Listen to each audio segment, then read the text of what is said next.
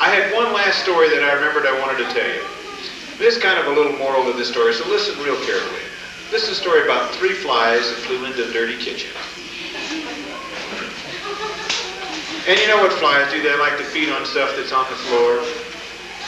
Well, this kitchen was real dirty, and there was all kinds of food for those flies to feed on. There was little scraps of bologna and little pieces of crumbs, and those flies were just having a grand old time.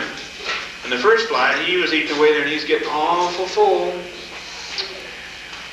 And he decided, he said, I better get out of here. I'm not going to be able to fly pretty soon. And so he got up and he flew out of the kitchen.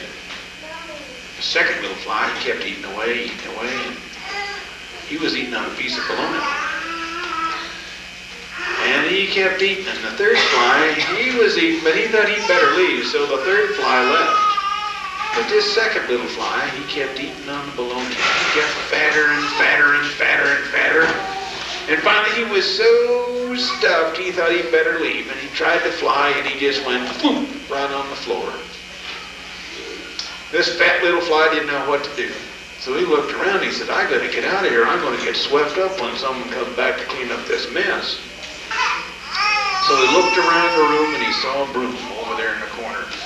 So he waddled himself over to the edge of the broom, and he crawled up on the strands of the broom, and he was so tuckered out from crawling up on that broom because he was so full, you know.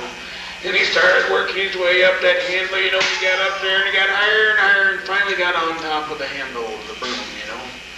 And he looked around, and he says, well, he says, I think if I give her a good shot here, he says, I can glide down there, and I get enough speed, I can start flapping his wings, and I'll be able to cruise right on out of there and get a little altitude and get out the window.